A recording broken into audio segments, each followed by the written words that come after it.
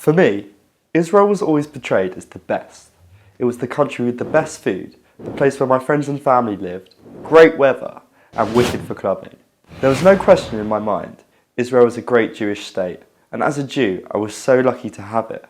However, though I loved Israel, I was unaware of other perspectives, of stories from other sides. When I decided to go to a university that wasn't a Jewniversity, my comfort zone and the Jewish bubble I was raised in would soon be popped, and my relationship with Israel and Zionism would never be the same. At the University Freshers' Fair, where thousands of students just like me are eager to meet new people, societies and join different communities on campus, my eyes drew me to one sign that stood out from all the rest. "Ask me the truths about Israel and Palestine," the sign stated. Excited, I approached the stall in expectation that they would be sharing about the beautiful diversity of Tel Aviv, or the life-changing medical advances in cancer research that Israel was impacting the world with, or at least how the Dead Sea was great for your skin. "Tell me the truths about Israel and Palestine," I asked. The person at the stall responded that IDF kill roughly 300 babies and women a year. I was completely lost for words. My first encounter at university was one of hatred to the country I knew and loved, but I didn't know what to do. As a new student, I feared isolating new friends I had made if I shared with them my perspectives on Israel, and now I felt conflicted, confused. Could this claim be true? Could the murder of 300 babies and women a year really be the Israel that I didn't know all along? Or really be the Israel I knew all along? I needed to know the facts for myself. My renewed determination to learn more about Israel led me on a birthright trip. Against all expectations, it was in Israel that I came to truly understand the challenges Israel faces in the spreading of misinformation and lies, and the need to counter it.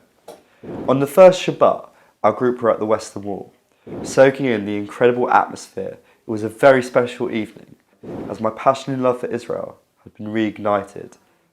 In that moment, and in my mind, it was a cause for celebration.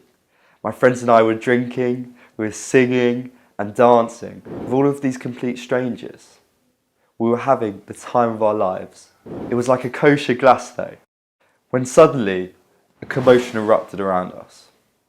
An ambulance had driven in and people were panicking and screaming. What had happened was, 3 terrorists had attacked Israeli police officers, with one officer, Hadass Malka, aged 23, was stabbed to death. As you can imagine, the harsh reality that Israelis live really struck me and put into perspective how complicated this Middle Eastern conflict really is. The shock that I felt in that morning was nothing compared to what I saw the next day. The BBC media had published Israeli police officers shot dead 3 Palestinians outside the old city of Jerusalem. I was stunned. How could the truth be manipulated like this? How could it be that when Israelis were the victims of terror attacks, that the media would not just turn a blind eye, but invert the truth and mislead the world about the reality that Israel faces?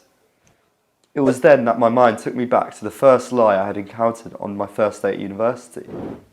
I knew then that the challenge I was confronted with was a challenge that Israel faces every day.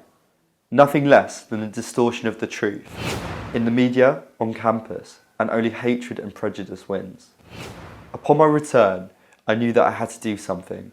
I could not stand by and allow lies to be spread against the nation I loved. Growing up, I had taken Israel for granted, and I knew that it was only through education that I myself would become more confident in my Zionism and feel able to correct the lies that were so pervasive on campus. Alongside other Jewish students in the Brighton and Sussex Jewish Society, we took the prerogative to educate our peers, and now as a Stand With Us Emerson Fellow, I'm working even harder to promote education and dialogue, confident that countering misinformation with facts will not only help Israel, but help the possibility for peace in my lifetime.